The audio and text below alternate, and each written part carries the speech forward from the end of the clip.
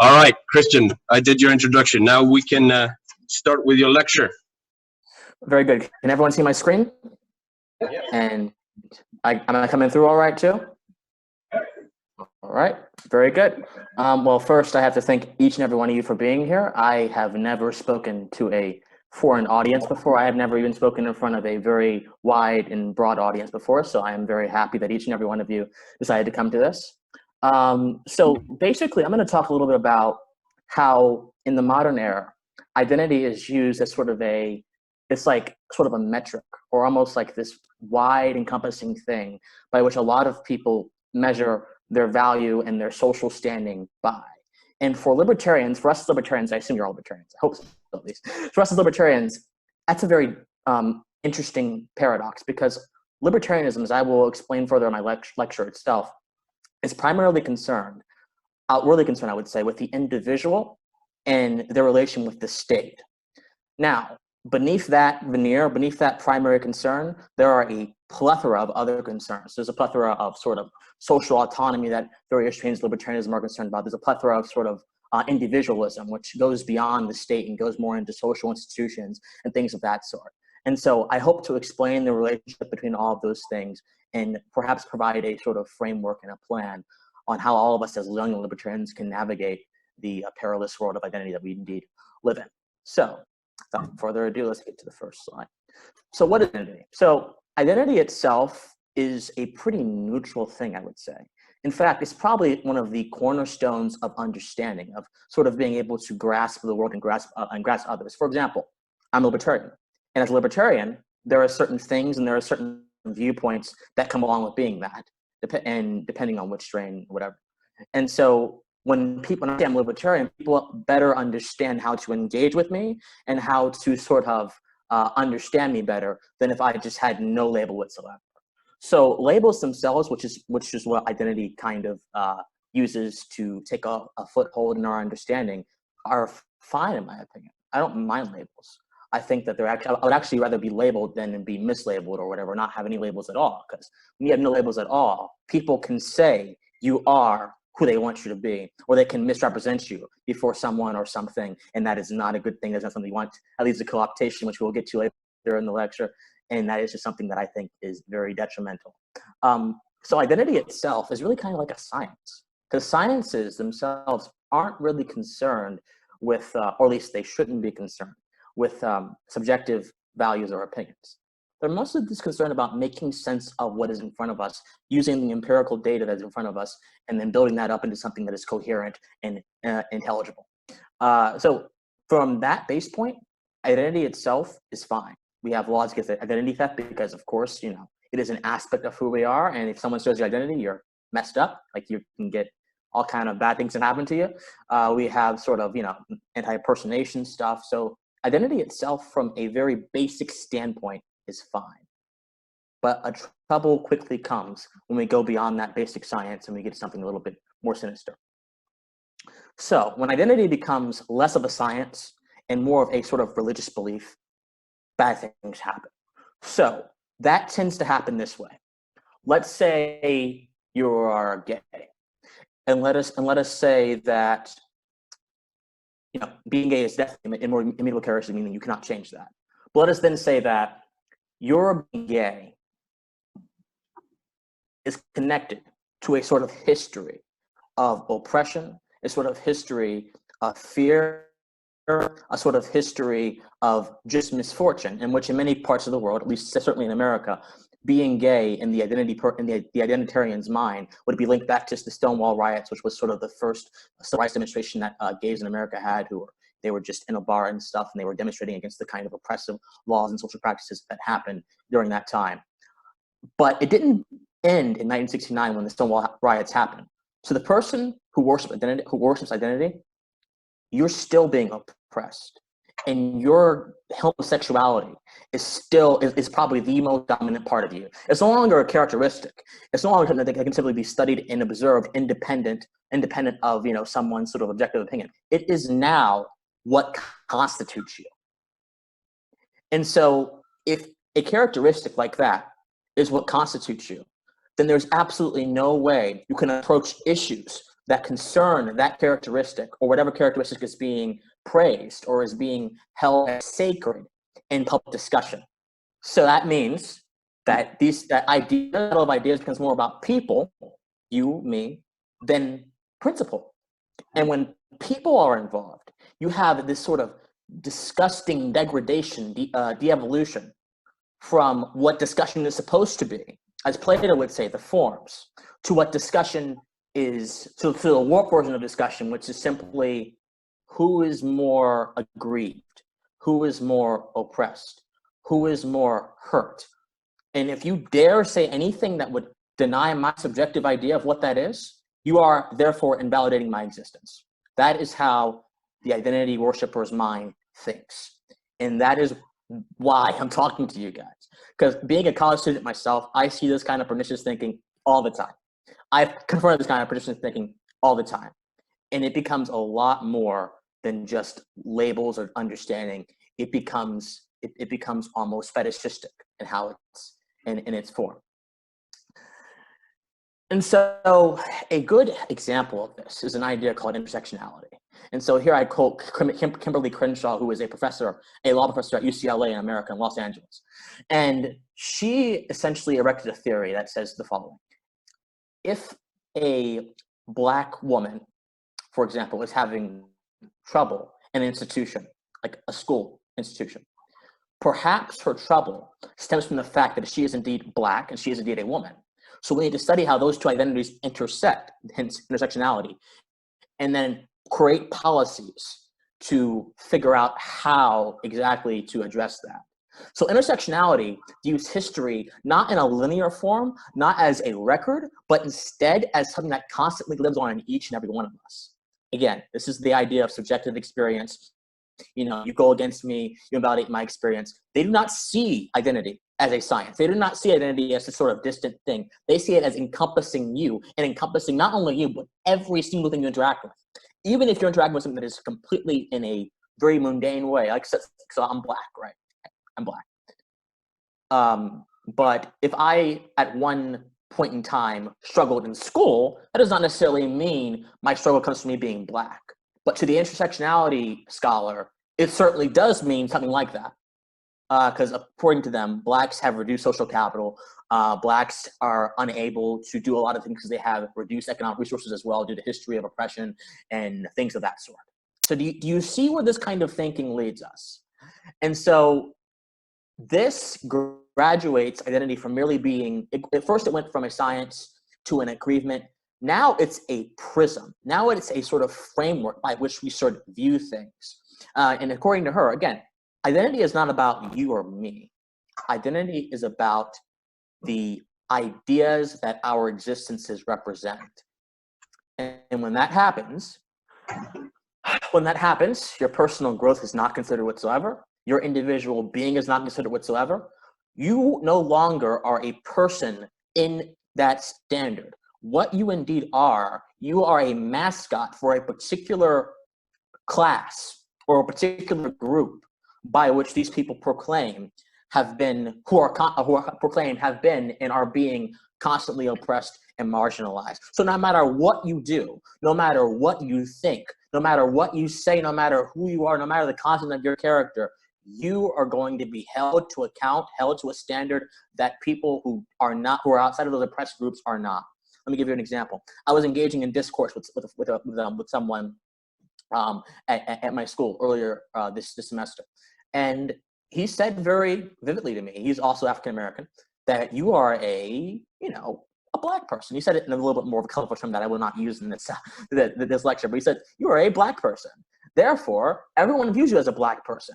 When you walk off this campus, you are a Black person. No matter what, you are a Black person. And that is what you are, that's what you're going to be.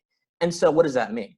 That means, according to stats that I have a high likelihood of being in jail by the time I'm 21 or something like that. That means, according to stats, I have a high likelihood of being involved or indicted in a drug crime. That means, according to a bunch of societal things, I have a high likelihood of having just a bad, poor, shitty time in life.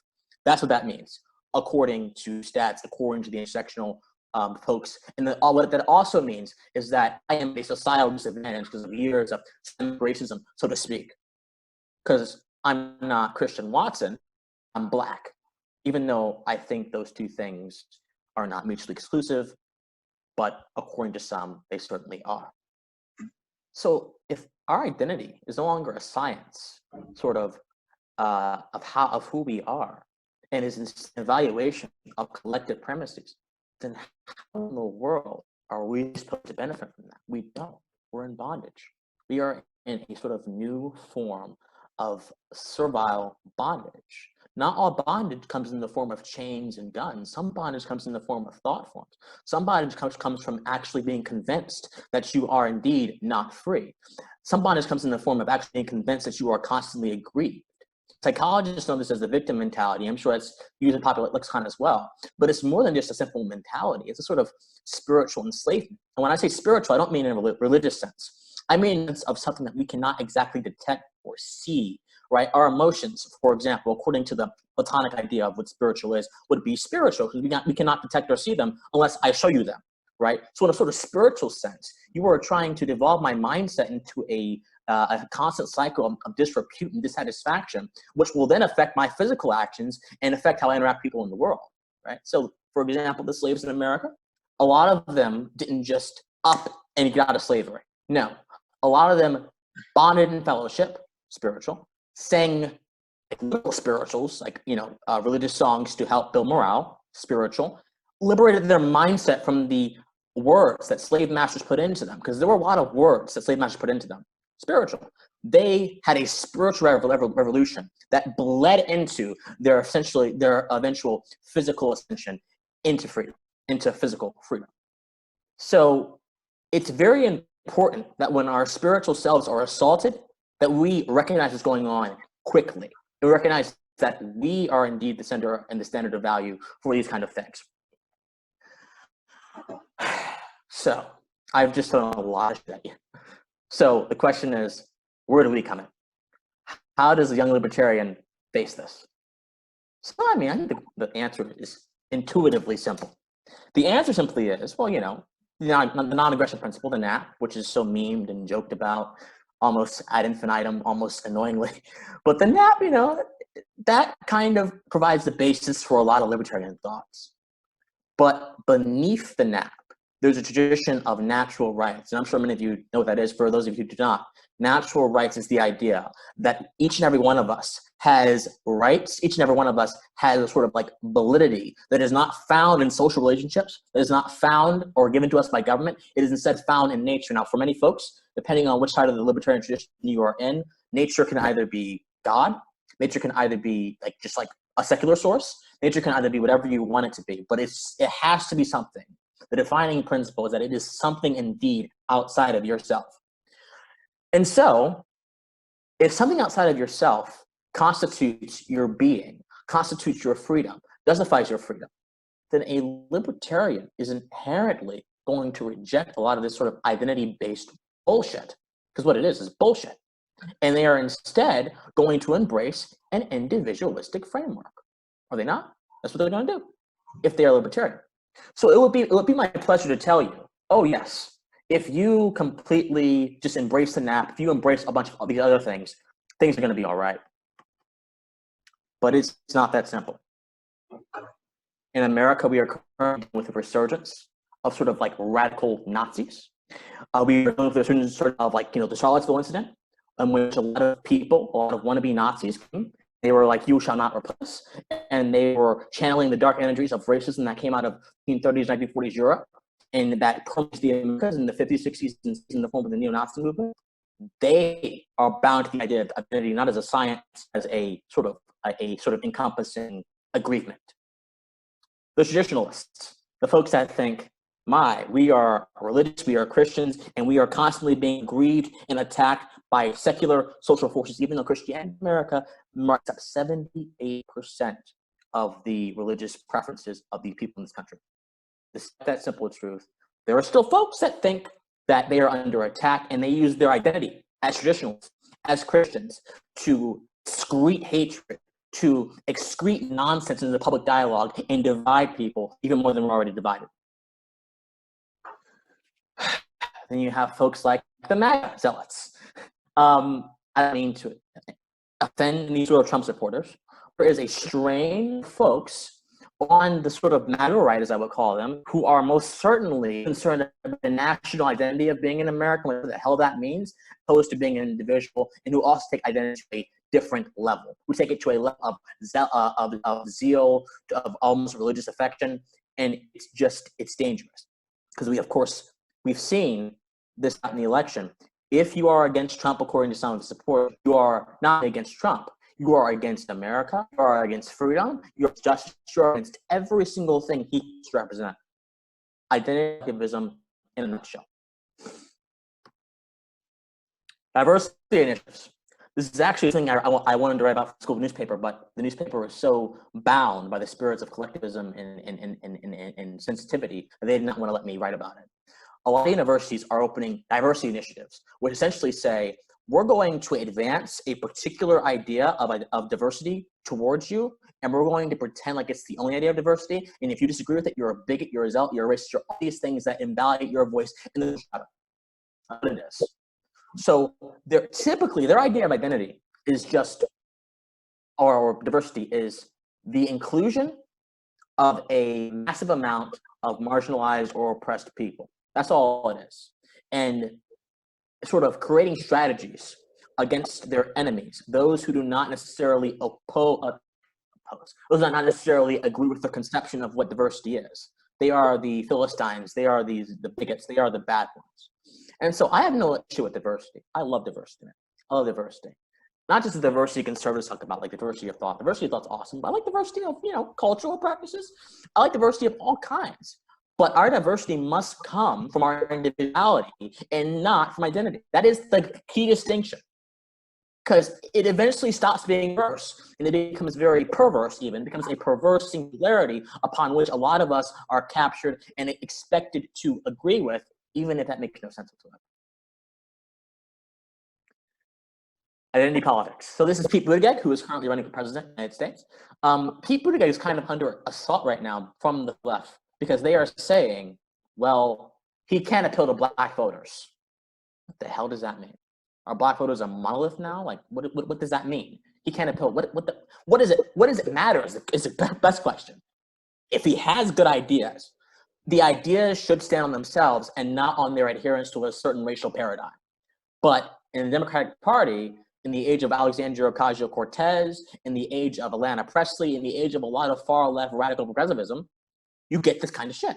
You get this kind of, he can't appeal to black voters, even though he is articulate, even though he speaks 7 languages, even though he has served as a veteran, even though he is a former Rhodes Scholar, he has went to all these universities that have high prestige, even though he is clearly qualified in some senses. I don't agree with his policies, but he's qualified in some senses. If he can't tick our arbitrary boxes, if he can't appeal to black voters, if he can't do what Hillary Clinton did and say, I have like hot sauce in my bag, or, have Beyonce and Jay-Z on the stage with him, then he's spoiled goods.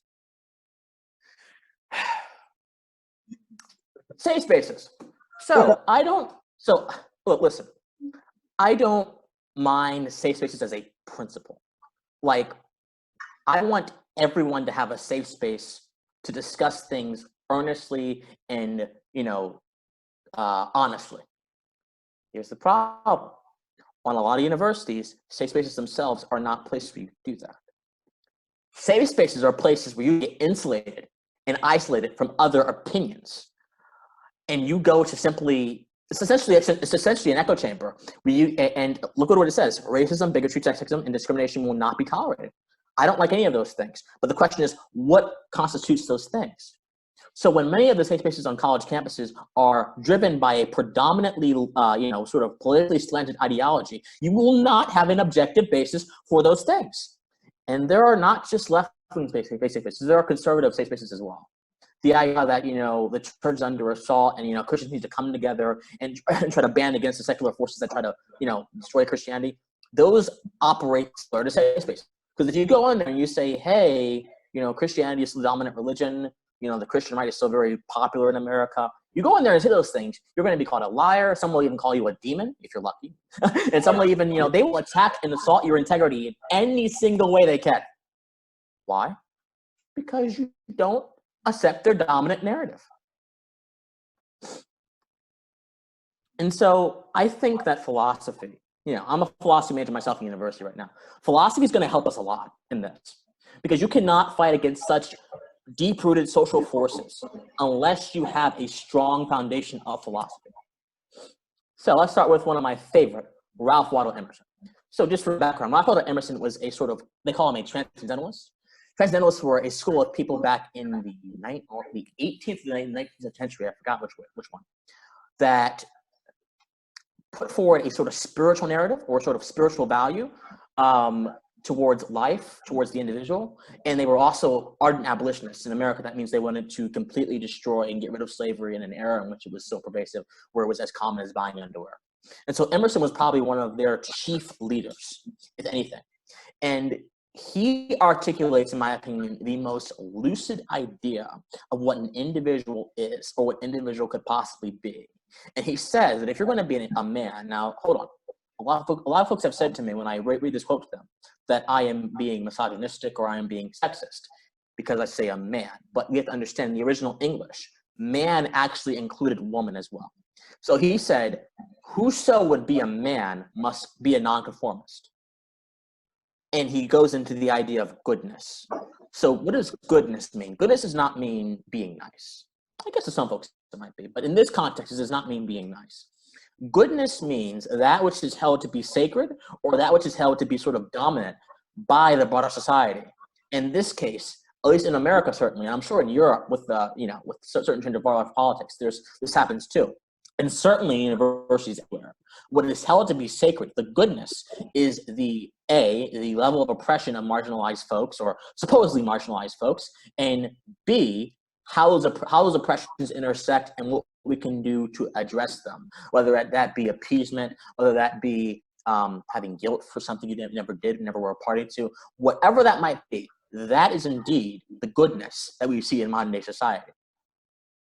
But we should not accept that as goodness. As libertarians, as people who are proponents of free speech, we must challenge these ideas. We must engage with them earnestly and honestly. And we have to just say, you know what? I'm not going to be browbeaten to ideological and spiritual submission because you want to be ignorant, because you want to sit here and tell me that if I say anything that dares to violate your arbitrary mindset, that I hate you. I don't hate you. I probably actually love you by wanting to engage with you honestly. We got to say that goodness is not sacred. We got to say that my integrity is sacred, that who I am as an individual is sacred. And when we embody that spirit of integrity, that is one way we can beat these kind of folks that put so much emphasis on things we cannot control, identity. We have to do that. That's going to be one of the key things that we got to do if we're going to beat this plague. And so this is a lady that is actually, unfortunately, not really emphasized on a lot by modern libertarians. Roosevelt Elaine. She was a lady alongside Isabel Patterson and Ayn Rand in 1943, which was when Atlas Shrugged, which many of you may know, and The Discovery of Freedom, which is Lane's book, and The God of the Machine, which is Patterson's book, came out. And they essentially reinvigorated American libertarianism. They actually kind of almost single-handedly, all women, just laid the standard for everyone to eventually come along and to pick it up, right? So folks like Hayek called after their example, folks like Friedman fall after their example. These are people who are unfortunately obscure. But Lane likes to classify these things in terms of control, in terms of believing that you are controlled by some arbitrary force. And so Lane puts it in the term of paganism and truth. So by paganism, she does not mean, I certainly do not mean, that folks who are Wiccans or whatever are controlled or enslaved or whatever the hell kind of bigoted views some folks have towards people who actually practice very alternative and actually quite exciting lifestyles. That's not what I'm saying. It's not what she's saying. What she is saying is that a lot of folks have this sort of outside view, because paganism means outside or foreigner, or at least that's what it typically meant back in the ages of Rome, had this outside view that they are not free and they are in fact controlled by an authority. When you look at identity in the modern era, this is almost exactly what a lot of folks who indeed believe in identity have. They have a sort of outside view that they are being controlled by these forces upon which they had nothing to do with, right? So the slavery thing. I am a black individual, or I say, actually, I'm an individual. I don't want to put any labels to it. I'm an individual who is living in 2019. I'm almost 20 years old. In my lifetime, I have not had the misfortune of being subjected to slavery.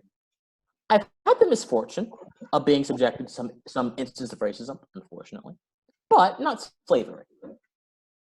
But for those individuals who want reparations, for those individuals who still feel aggrieved for things that happen far beyond them, they are being controlled by this sort of pagan god of sensitivity, this sort of pagan god of almost servility to dominant narratives, and they do not have an idea they are free. They still think they're being oppressed as blacks were before 1865, before 1864. And so when we understand identity in that context, it becomes a lot easier to defeat or to redefine, to sort of classify. When we understand identity in the context of control or freedom, and it may seem a little bit dichotomous, it may seem a little bit like, okay, control or freedom, there's more than that. And of course there's more than that. But in the modern day context, that's probably the best way to parse it. When we understand identity in that kind of form, then we are better able to confront the kind of identitarian thinking that is very prevalent in modern day conversation. And so if you haven't, I encourage you guys to read Lane. The Discovery of Freedom is like a PDF on so many websites. Mises has it, Fee has it, Foundation for Economic Education has it. I mean, I encourage you guys to read it. It is an epic book, and it will really invigorate your journey as a libertarian, or even as a student of philosophy. Not Nozick. So Robert Nozick. Funny thing, a lot of folks don't even know who this is. He's probably even a little bit more obscure than Lane is. Nozick was the guy who put a philosophical system of justification behind the non-aggression principle. Nozick was the guy that kind of defined property rights in a sort of coherent, structural way that allowed libertarians to eventually defend it. Nozick was actually the guy that kind of made sure the NAP could indeed have a basis to it. So whenever you hear the NAP uttered by anyone, even your peers, even amongst yourself, you can thank in part Nozick for passing down those sort of academic, birthrights to us. And so Nozick is probably the most consequential contemporary libertarian philosopher of the 20th century. And he has a very, very strict idea of individualism versus collectivism. And I think that his idea could very well help us battle back against this sort of title identity we're seeing in the modern era.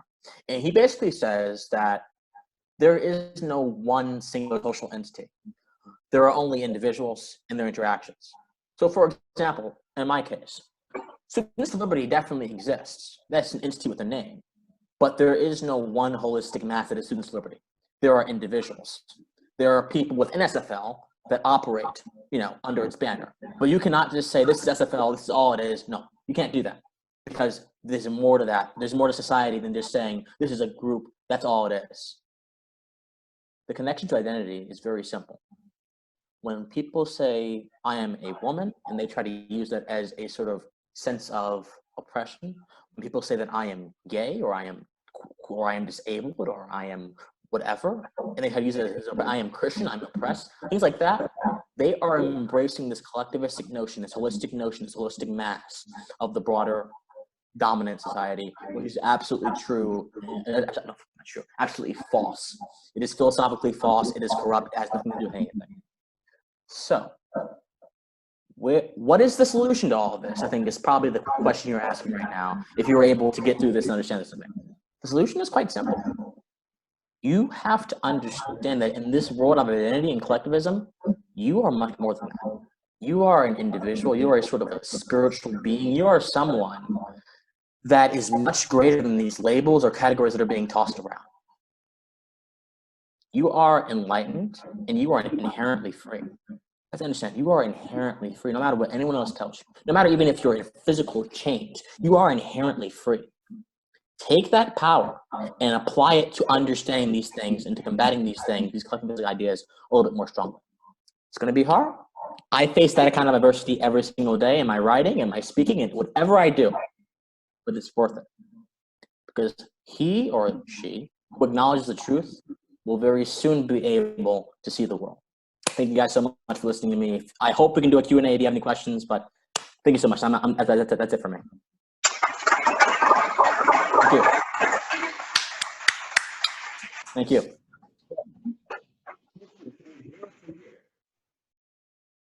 I can't hear you guys if you're talking. I'll stand here. Nei, þetta ekki tengt við mækinn, sko. Nei, þetta mismunandi, þetta verður að vera svona, sko. So, I'm just gonna take the questions from here. Q&A? Alrighty. Anybody? Questions?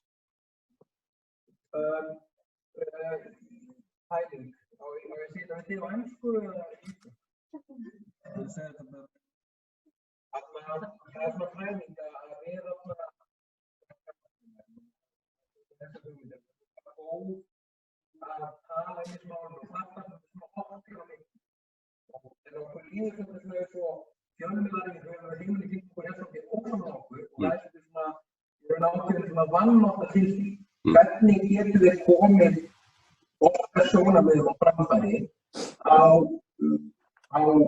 skilvirkan hátt sem að nær og bæði til að eitthvað afleiðingar í því en bara við tala með okkar svo þessu rétt stíðum. So I'll just translate this. So Julius here asked us, amongst us libertarians, we fight a lot among ourselves, and we experience the political discussion or the political climate, especially with the media also being so hardcore anti-libertarianism, especially it's in Europe and it's also in the States. How would you say would be the best way for us libertarians to deliver the message in a pragmatic or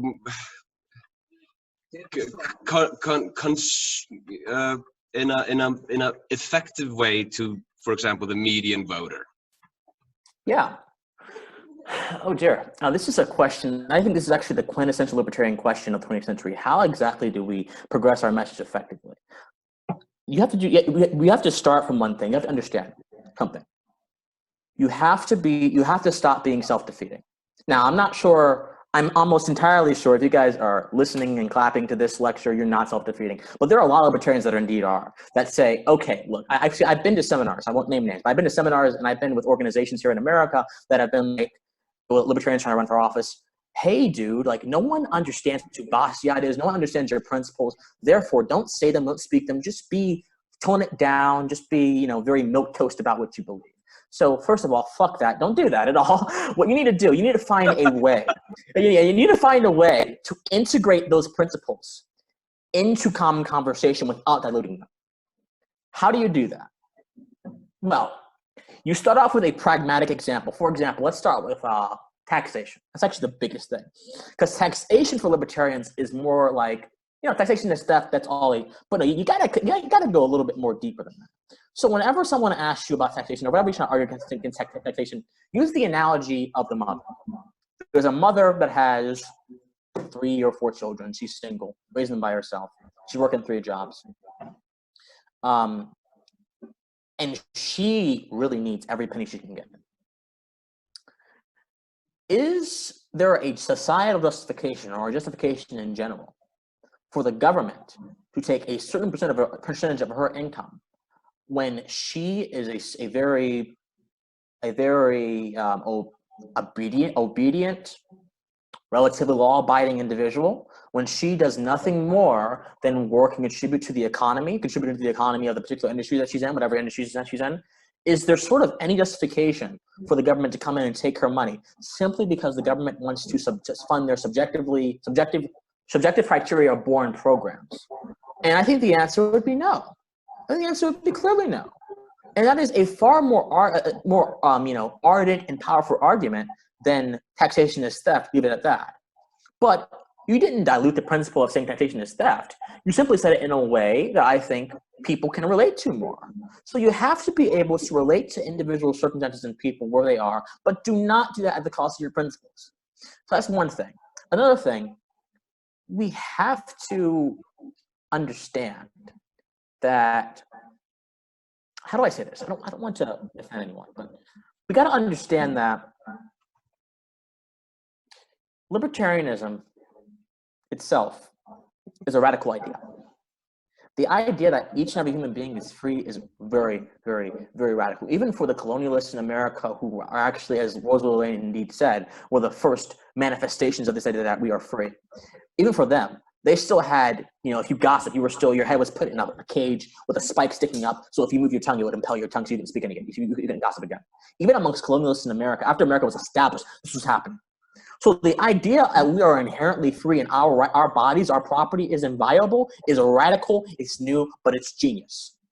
But since it is so radical and new, we have to approach it from a method that is not so radical and new. That means we have to use old methods. This is where conservatives have a point, I think. I think that using methods that people are familiar with, like, using methods like, I don't know, I suppose,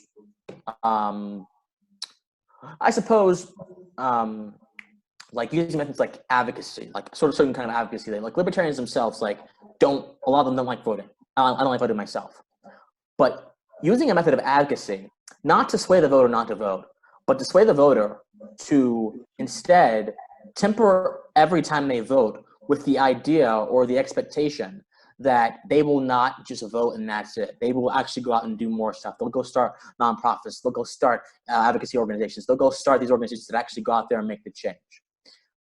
Libertarians do that sometimes, but we are oftentimes so puritanistic, so ideologically, self-righteous, that we don't want to give anyone a break, and we want to just go our methods, our way of the highway. So you have to reject that sort of absolutist mindset as well. But really, there is no easy answer. I just think that not diluting our ideas and getting rid of puritanism, especially as it comes to the media, because the media is not going to, I'm sorry, most corporate-owned media is not going to put you on there if you are preaching a puritanistic gospel. If you are saying the government is to be abolished, or if you are saying, yeah, forget the Department of Child Services, abolish that, let the communities handle it, most are not going to put you on there. That does not mean change your message. That means change your approach. So I hope I answered that concisely as I possibly could. All right. I think the next question is from the room. From David, who's the regional director for Northern Europe for SFL. He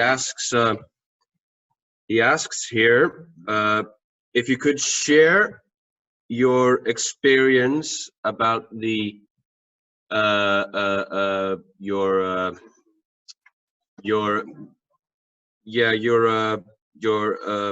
adversaries in your school and how things have been, like your experience with debating with people that, I mean, you told me about this, the people that called you a racist or stuff like that. You can tell us a little bit about that. Yeah. Oh dear. Oh God. Okay. Where do I start? So a few weeks ago, Students Liberty, my club here on campus, we hosted a social justice debate. And to me, I think that, and it's online, by the way, you can watch it on our channel. Magnus, I'm sure, will provide you guys with the link if you ask. To me, it was simply a matter of discussing principles and challenging the idea that sacred cows are indeed sacred and must be inviolate, must be completely right all the time, and must not be challenged. Naturally, when you're in an environment that prioritizes safe space and victimology and philosophical, shelteredness and categorization, all these other sort of practices that close the mind from its natural openness and put it in a dark state of the cave, as Socrates would say in the Republic, the allegory of the cave, where only sees the shadows of what's going on, you get into a problem. I kind of upset the shadows. I kind of upset people who did not want to really see what was going on. So we had a professor who was arguing against social justice, who was, I would say, I think his methods could have been better, in my opinion, but he argued passionately, in my opinion, he argued legitimately. And after the debate ended, I got a lot of flack. The African-American student group on campus, by the way, absolutely hates me. They abhor my name. all because I maintained that this professor was not racist and that he instead had a legitimate right to speak up about these things. I was constantly hit with the idea that my personal subjective experience defines reality, and my personal subjective experience is the standard of value for every interaction, and it is the objective truth or the truth or a truth or whatever the hell they think in their disorganized minds.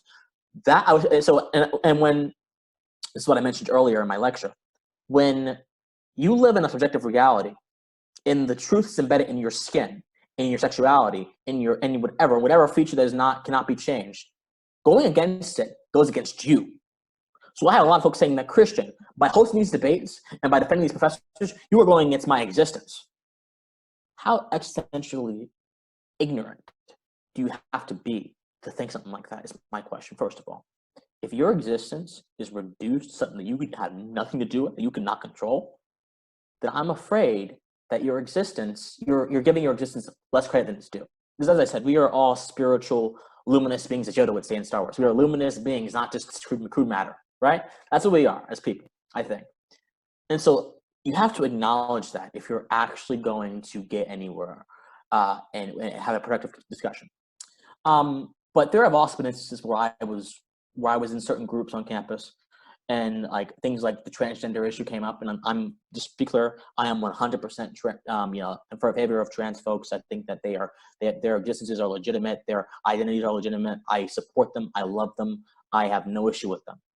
But there is a problem in America with trans athletes, and so the idea that a athlete that was born biologically female or male can go and they can participate in a different sport, I don't mind that, but I want to make sure things are fair.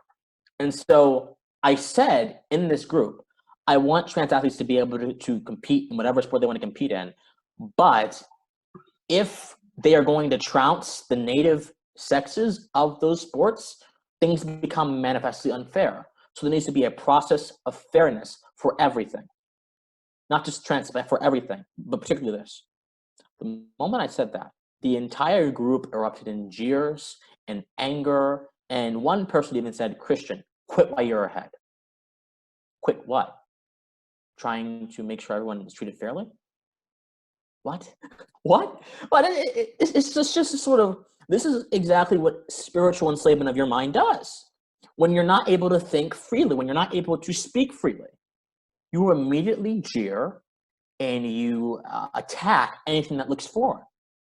So there have been folks that have had way worse than I have had it.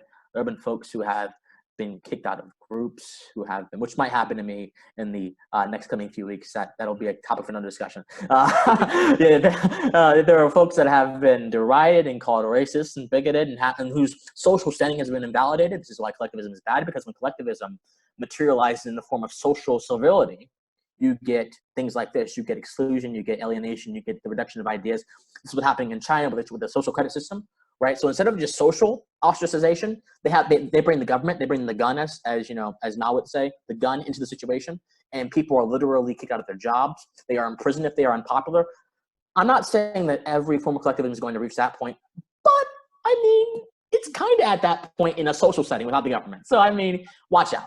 But yeah, so we just got to fight against that kind of spirit of conformity that is taking over our campuses, and I'm fighting against it all the time. It's not for the faint-hearted. It's not going to win you a lot of friends, but it's going to get you closer to the truth. And in my opinion, getting to the truth is going to be much better and much more enriching and spiritually rewarding than trying to get a friend, at least for now. All right. I think we'll call this it. Oh, what did I do? So we'll do a 10-minute break right now.